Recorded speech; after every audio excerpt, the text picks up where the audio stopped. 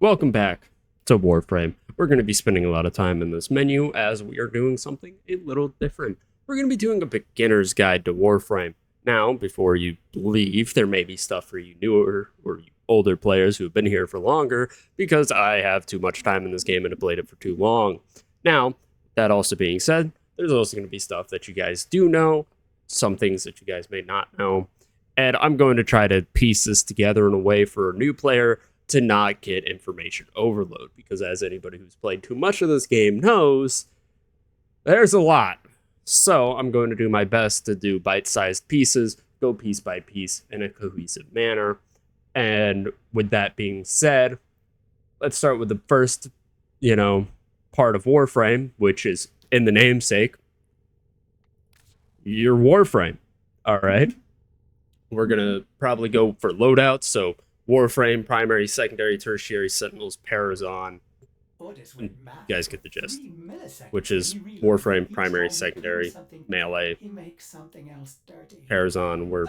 It's everybody knows about it. We're gonna hit the schools as well. Sentinels, which are your little companions. Gear, which is gear. It looks like a lot. It's really not. They give you a description on what they all do. It's simple. And Archwing, heavy weapons. I don't own a K drive. I haven't farmed for them, but I'll explain them anyways. Necramechs, which are a pain in the ass to get, but again, I will explain it nonetheless. With that being said, with Warframes, you start with 3 Warframes. You start with either Mag, Excalibur, or Volt. Now, all 3 of these Warframes are wonderful Warframes. I personally picked Mag as she is the most caster-esque of the 3 because I tend to enjoy casters in this game. Volt is a speed demon known for his speed and his electric-based abilities. He is a wonderful Warframe as well.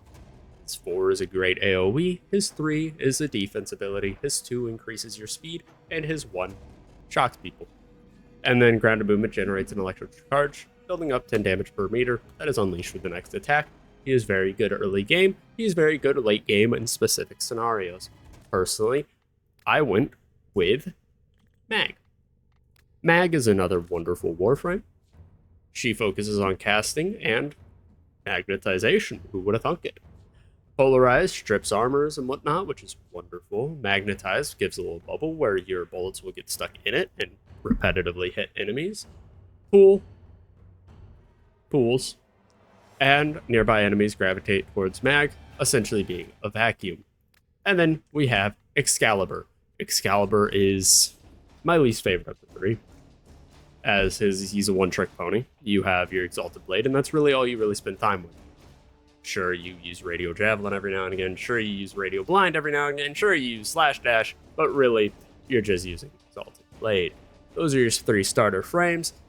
Of course, you can get them all later in the game. I personally went with Mag. It's all up to you which abilities you think you'll enjoy the most. The Mag is more of a caster, Excalibur focuses on swords, and Volt is also more of a caster type than Excalibur, but not quite as much of a caster as Mag. Which leads us to the next point. Mods.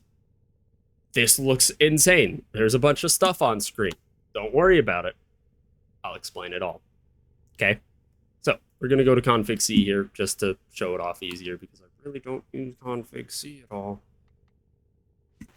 If we remove that, you see that little icon at the top right? That is a polarity slot. If you have that polarity, the 7 turns into a 4. Why is prime flow there? That's a wonderful idea. Prime flow should be there. It either halves it or it clearly doesn't double it. It gives it... What does it do? Does it take half of it and add it? Yeah, it takes half of it, adds it. Roughly. It adds to the amount that it takes instead of taking away if it's the wrong polarity. As you can see, my Frost's kind of completely kitted out because Frost's one of my mains. How do you do that? Wonderful question. Polarization and organ reactors.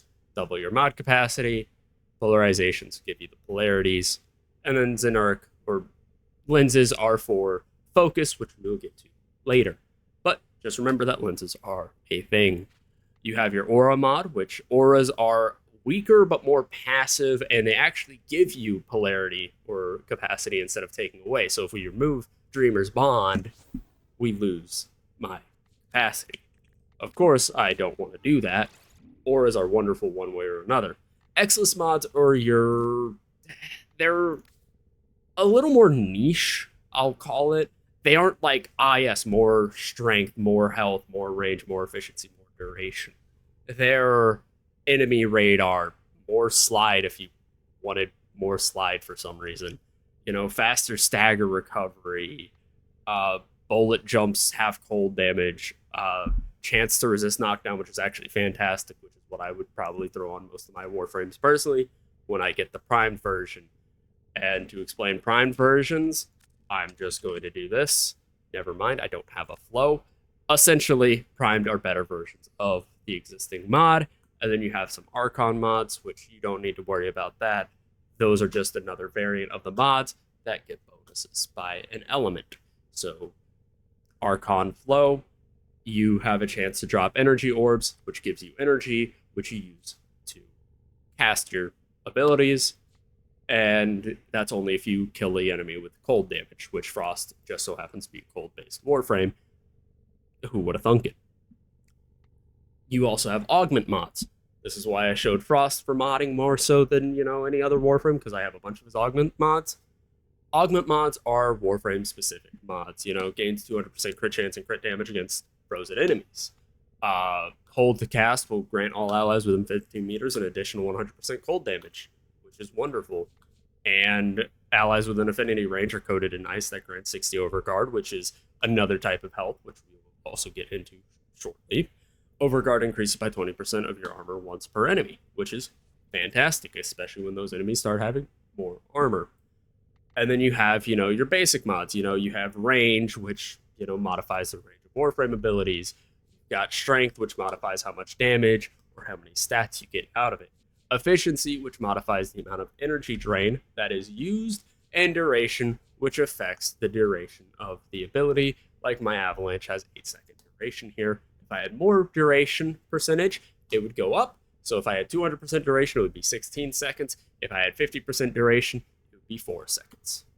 Pretty simple. This is where things stay relatively simple. When it comes to health, shield, armor, energy, and sprint speed. Sprint speed is, of course, how fast your Warframe moves while sprinting, which is why I have Rush, because I just kind of like fast. Energy, which is your max amount of energy. Every Warframe's energy max is different. Armor reduces the amount of damage to health, not shield. Very different. Only health, and it's 64.3% damage is reduced, which is fantastic. A bunch of Warframes have high armor. Some Warframes have less armor. It's okay. It is what it is. They specialize in different things. Then you have shields, which reduces damage by 50% for all damage types, except for Toxin, which bypasses the shield. So, I'd have always recommended to have a little bit of shield if you don't have any ability to stop status effects. Because if you can't stop status effects, or a little bit of HP, because if you can't stop those status effects, Toxin will actually just kill you straight through your shield, and that's not very good. That's no bueno. And of course, that leads up to health, which is how much damage can be sustained before getting down, which is pretty self-explanatory as well. Like I said, it's not necessarily too bad. But with this, I think it's time to show off the different types of Warframes. Now, we've been over casters, Mag, Volt. Frost himself is a caster. Ureli's a caster. Octavia's a caster. As you can see, Nez is also arguably a caster. All of my top 4 Warframes are casters. Vauban's a caster. Garuda's a caster. Now, you have... I don't want to say that every Warframe has a specific niche, because you can really turn any Warframe into anything if you mod them in whatever fashion you want. Like, I could theoretically turn Frost into a speed demon. It's just not going to be very effective. I could theoretically turn Valkyr into a caster. It's just not going to be very effective. I could turn Revenant into a non-tank, and then he kind of just has nothing. That's his one. He's a one-trick pony. He's a tank. But you could have, some Warframes specialize in their 4s, like Mesa. Her 4 is fantastic. You have, Peacemaker, where you stand still and you just auto-aim everything in front of you and they die. It's a fantastic ability and fantastic Warframe. Frankly, I love Mia Mesa. And there's a reason why she's number 7 on my most used Warframes. And you have different styles of Warframes. I like to say don't feel pressured to play a specific Warframe, right? Most people get into a specific Warframe because they like how they look or they like their kit, right? Or their theme, right? Like I got into Frost because, frankly, when I started out the game, base Frost looked awesome to me. Ignore the pink. The pink and blue stuff ain't base Frost, right? And so I had Frost when I first started the game. He was my first ever Warframe, and that kind of never changed.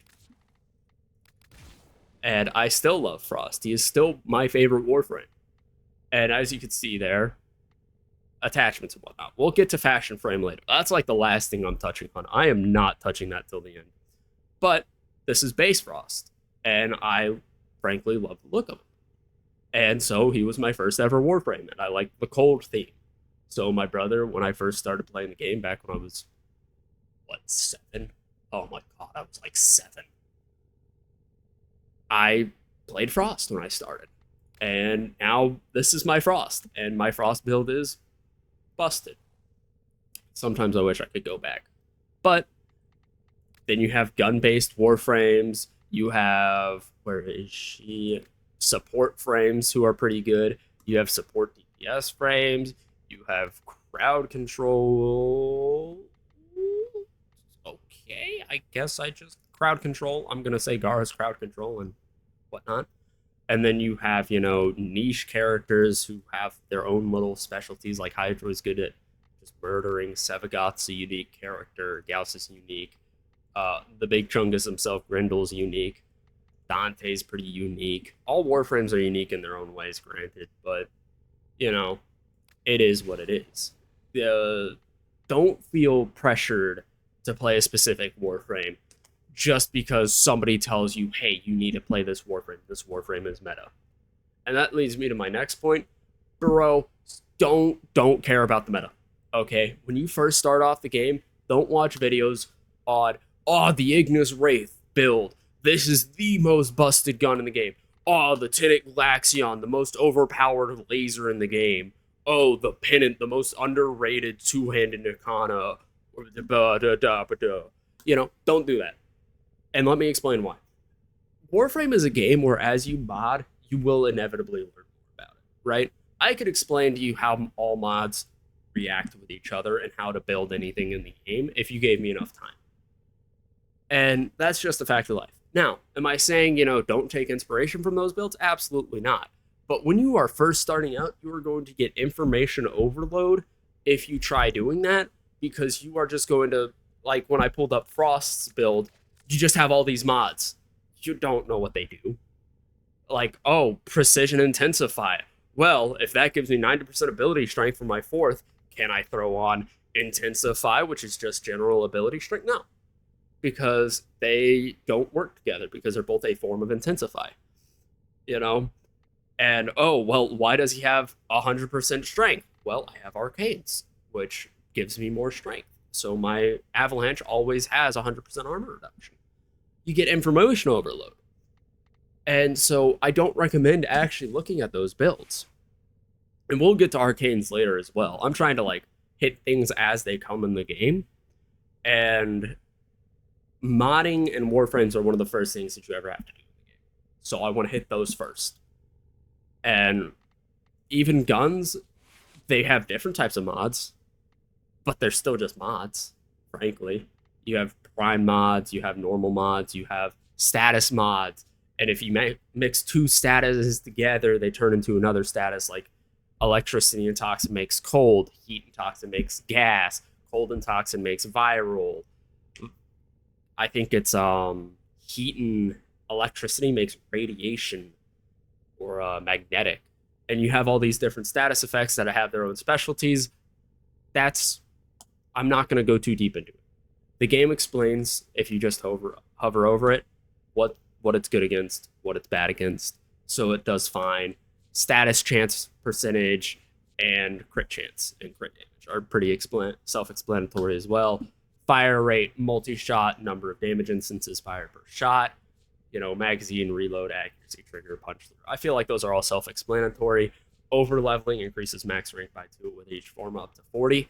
I only have 3 formas on this. It's a tenet weapon, paracesis, and Kuva weapon deal. Again, we'll get to it later.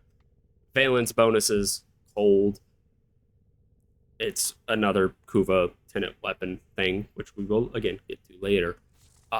The only unique modding I would argue is melee and Parazon, because primary, secondary, they follow sort of the same route. Galvanized mods, prime mods, Riven mods, which if you have a Riven, it's a weapon specific mod, essentially, and they all have different statuses. It's a late game thing. Granted, you can get them at MR8, which is pretty early, but it helps with making specific builds for specific weapons. If you want to make one of your favorite weapons that much stronger, you get a Riven, which is what I've done with the Act Magnus and the Pennant, as seen by the fact they have both Rivens. Now, why I say melees are a little different is you have stances. Stances completely alter the way that your combos go. And they also give you more capacity, like with aura mods. They are a little different. Blood Rush is a crit chance based one because you get crit chance stacks with combo multiplier. Because with melees, you have combo multiplier, so you have Blood Rush and Weeping Wounds, which are your 2 major ones. And then you have the Gladiator set of mods, because there's mod sets as well, where if you have multiple on, you get the bonuses as well. I enjoy it. In fact, what I really should be doing right now is I should replace Organ Shatter with Gladiator Might, which drops my crit chance crit damage by 30%, but I get 10% more critical chance per combo multiplier, which I'm okay with. That doesn't bother me that much. And that's why I say it's a little different, because you have aura mods, you have these stacks with combo multiplier mods, you have, niqnoqqy, which essentially enables niqnoqqy, which makes it where you can do a heavy heavy attack, which is your middle mouse button on PC, without having to cost your combo counter, and it comes out faster. It's a fantastic system. I actually really enjoy niqnoqqy, and it actually made me enjoy doing this again. I enjoyed melee again when they added niqnoqqy. Which, let me explain the next thing. Another very big feature of this game is your Foundry. You will spend a lot of time in your Foundry if you're farming for MR, building new weapons, building new warframes, building primes, building anything. This is where you build everything, right? You have resources, which you get from specific planets, which we'll quickly go over in a minute. You have, your Warframe parts, which we will also go over how to get those in a minute, for the most part. Most of the Warframes will get specific when we have to get specific, if I can remember properly where to get all the things, which there's a chance I won't. You get Warframe parts, build it, weapons, build them. And then, takes credits, takes resources. Now I can't build anything because I'm out of credits. But you then can have mining resources, which we'll also get over later, because there's open world, and I'm not a fan of it, but it's a thing that they decided to add. You have the Warframe blueprints themselves, where you get all the parts. Why do I have a Frost blueprint when I already have Frost mastered? Good question. I need to subsume him, which we will also get to later. Now, this is pretty self-explanatory. It kind of gets complex when you have trees of weapons, trees of items and shit, because perfect example. I saw it earlier. Where is it? Where was it? It was the Redeemer. Takes the Vasto and Dual Skanas, but that means that you have to get other weapons to build this weapon. And that's where things can get a little complex because you have trees of weapons that you have to build. It's annoying, frankly. I really don't like it. It's annoying, but that's how they decided to make it. That's how it is. Oh well, you know. And then you have prime weapons, which are just the normal weapon, but slightly better in most cases. Like, I want the Orthos Prime because I like the look of it, and it could straight up take over as one of my main melees because the Orthos is cool. Hate to say it. And you have, you know, interesting weapons. Tetanite injectors are from clan items, which means that they're kind of like faction specific. And so the Falcor's Grenier, or the Falcor's Fieldron based ones are Corpus weapons. Tetanite injectors are Grenier. Mutagen Mass are the Infested. Don't ask why the Dark Split Sword takes Mutagen Mass. I could not tell you. They just decided to do that, I guess. And then I think it's Neurodes or Morphics are normally your Tenno weapons from the Tenno part of the dojo, which are a lot easier to get than Mutagen Mass, Fieldron, and whatnot. And we will also go over how to get that as well, just because it's something that you will inevitably need to do, and it hurts.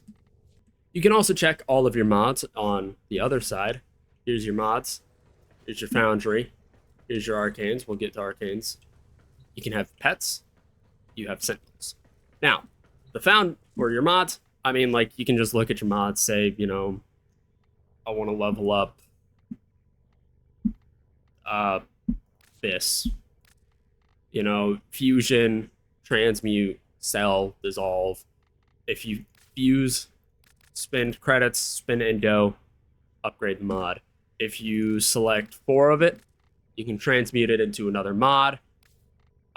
Selling's just selling for credits, dissolving is for Endo. Then you have Ayatan treasures, which are mainly for the Endo that they provide. Or, of course, you can place them into your Orbiter because they kind of just move around in the decorations. Or you can sell them for Endo. It's up to you. They're your items. Hate to tell you. We're not going to talk about the Ludoplex. They're just little mini games that you get later in the game, and you actually have to farm for this thing. It sucks. I'm not even going to lie to you. I hated it. And then let's talk about Arcanes. Arcanes are, I'll call them modifiers for or your weapons, depending. You have Warframe, Operator, Amps, Primary, Secondary, Melee, Kitguns, Zaws, and there's that. Zaws are weapons or melee weapons that you build by yourself, right? They are your custom-made melee weapons. They are some of the best in the game if you build them properly, especially because of this, right? I would... Oh, that sounds busted. Exodia Force. All of these are really powerful. Frankly, I would probably go for Exodia Force. Kitguns, another very powerful thing, but instead of them being self-built melee, they're self-built guns. Then you have melee arcanes, which are melee arcanes, they're just your melees. There's not many melee arcanes. And you have secondary arcanes, there's more of them, but there's still not a ridiculous amount right now. Same thing with primaries. A lot of these are really good. I very frequently want to farm shotgun vendettas, but they're annoying to farm, and I don't like it. It is what it is. And then you have amps, which are for your operator, which we'll get to soon. Operator, which is your operator, and then your warframes. And warframes have a lot more because warframes have been a while or been around a lot longer. So they have a lot more. Arcanes are good. You don't need them. They're late game. They're expensive. They're hard to get. But they can help fine-tune your build. Like, Arcane Blessing gives you 700 HP, give or take. 680. No, I'm doing that math wrong. Gives you a good bit of HP. 24 times 50. You can do that math. Pull out a calculator. Multi-augmented ability strength. I think it comes out to be like 65% ability strength. Fantastic. And so you're able to fine-tune it, or headshots increase primary damage, headshots increase secondary damage, pistol headshot kills increase, or give you 102% ammo efficiency so you don't have to reload. And then you have pets. Yeah, you can breed. All right, you can breed pets. You got Kavats and Kubros. Those are the only two types of pets that you can breed. So we have the dogs, essentially are what the Kubros are. You have the Helmuth, which are infested dogs, which is fun. This guy wasn't ever meant to be born. And then you have your Kavats, which are pretty cool. And then you have Vulpaphilas, which you get from Deimos, which is one of the planets and one of the open worlds.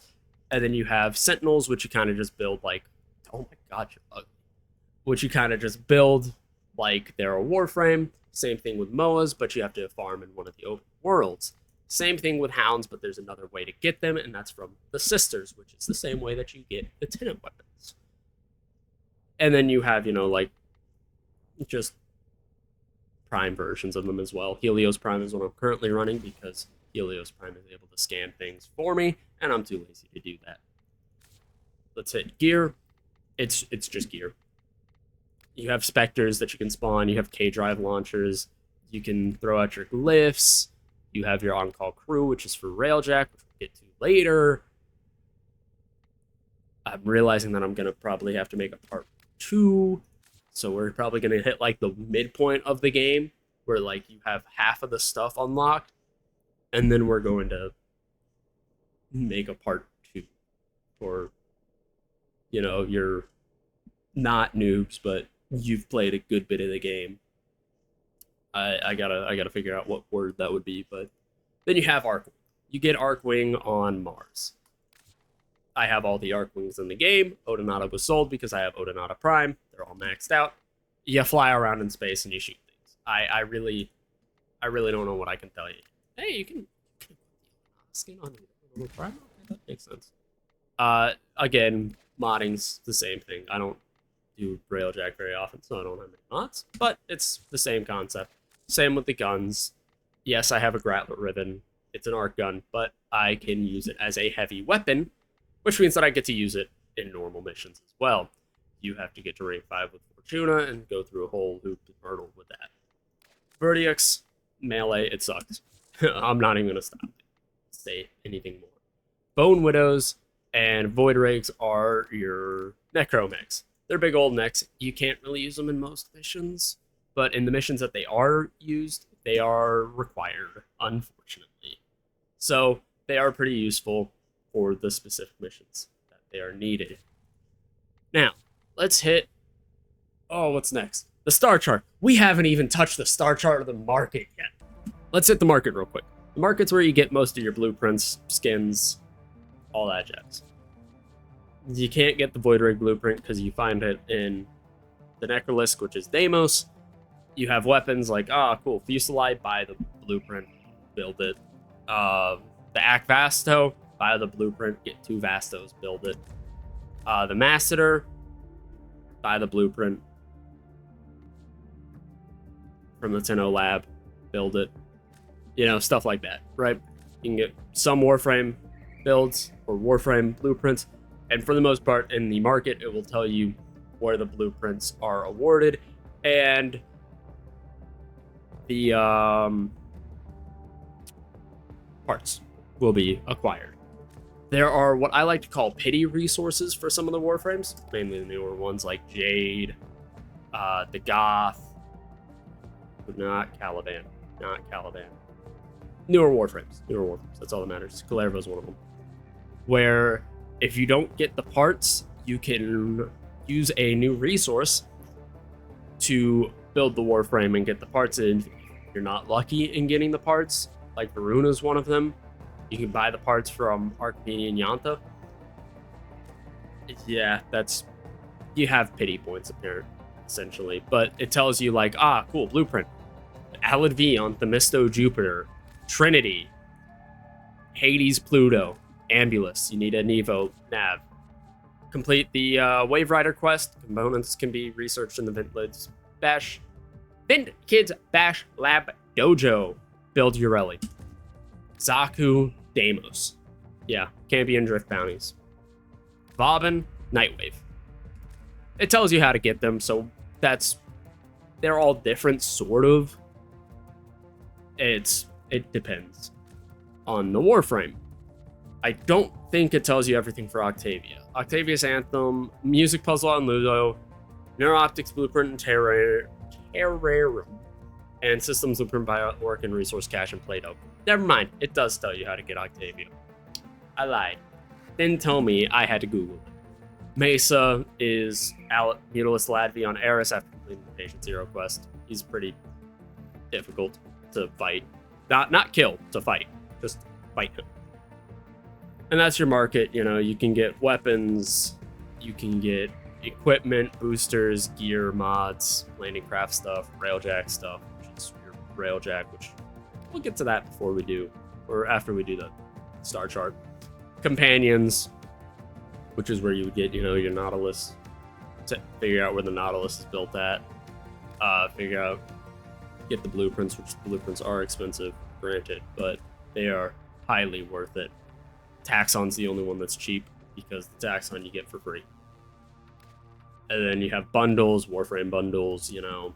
I own some of these. Others I don't, you know. I should actually get these. This one, I would use. This would be pretty cool to have different holsters, but this is 360 platinum. Platinum's your premium. You buy it with money. You know, it's a free-to-play game. Come on now, guys. Prime Resurgence. Some of the primes go bye-bye. They come back for a limited time, and you can farm them here. What in the hell is this? Oh, that's Neza's. It's Neza's Ephemera. Gotcha. Yeah. You get them back for limited time. Farm them. Get them. Cry a little bit that you can't get the Prime Shawson. But it works fine. It's a system. Primes you get from relics. You got common, uncommon, rare. You can upgrade them with something called Void Traces. Void Traces, that's the word I'm looking for. In your own where time. You can upgrade the Void Relics and make them slightly better. I cannot believe this has been 32 minutes and I have yet to get Starchart. So, with that being said, welcome to the Starchart. You start on Earth, you go to Venus, Mercury, Mars, Deimos, Phobos, Ceres, Jupiter, Europa, Void, Saturn, Uranus, Neptune, Pluto, Sedna. And then you unlock the Zeramon, the Kuva Fortress while you're doing your main quests.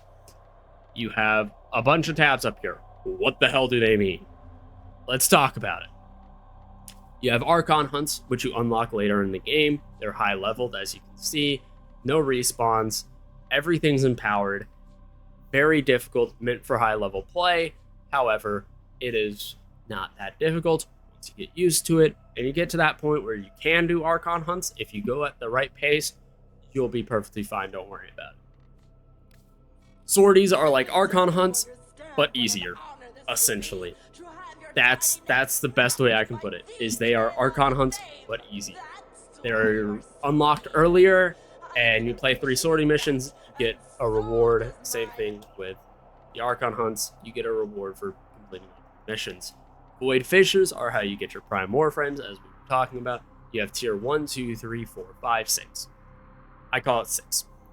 Tier 6 isn't really tier 6, it's just a type where you can use any tier of relic. And there's a lot of relics in this game. Tier 5 is Kuva relics, which are for your liches and sisters, which I guess there's going to have to be a part 2 of this. Because, yeah, that's medium gameplay. This is a noob's guide. Noobs don't gotta worry about that yet. And then you have tier 4, tier 3, tier 2, and tier 1.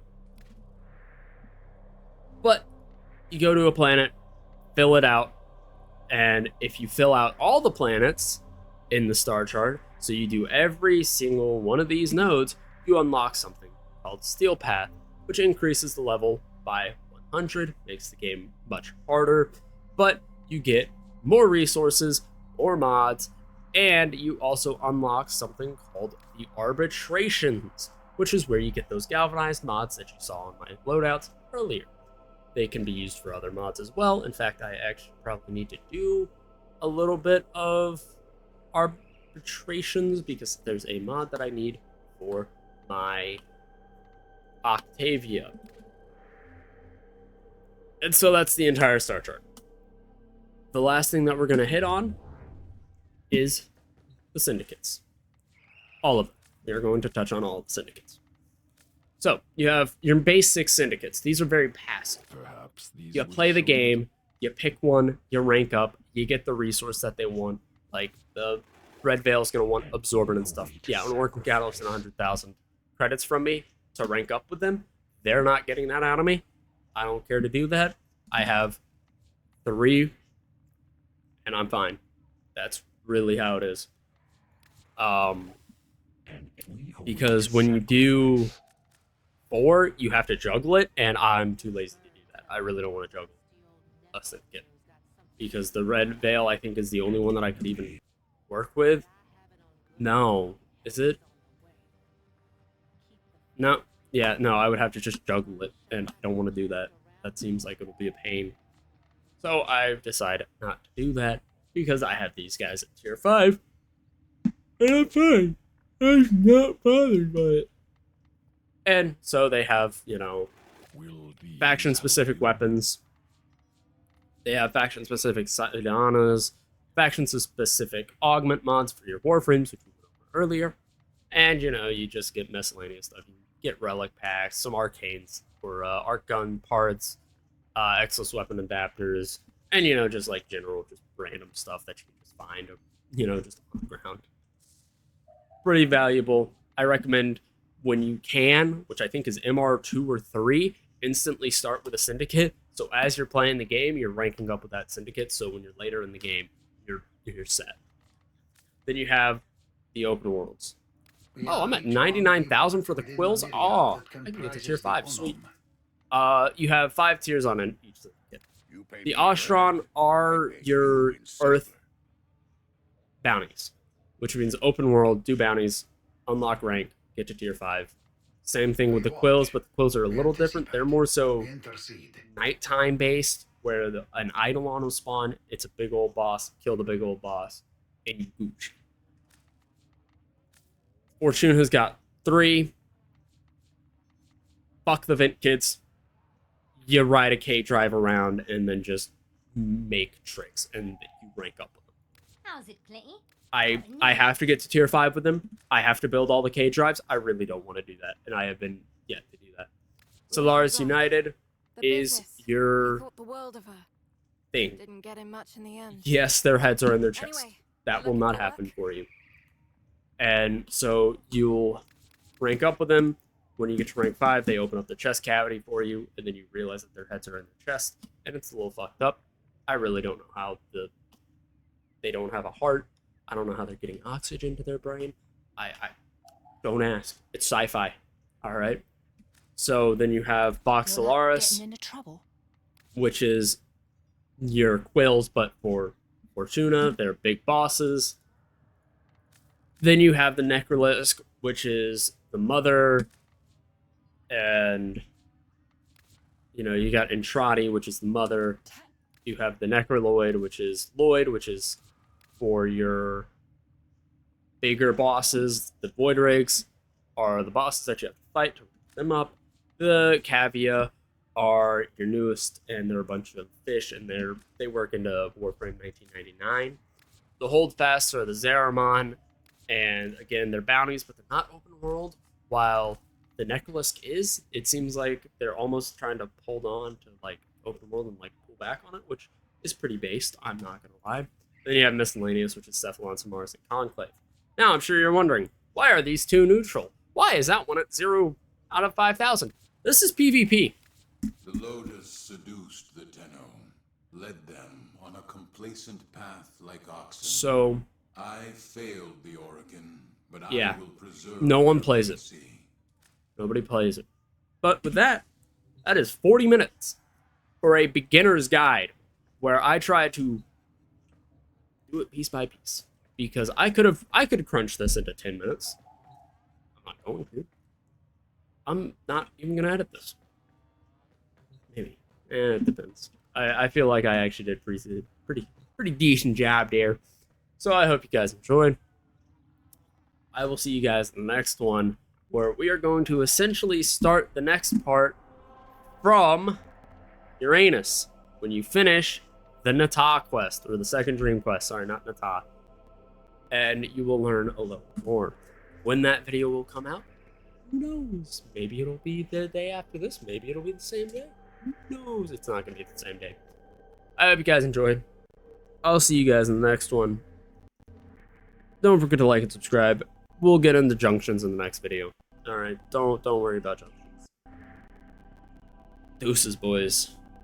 Have a good one.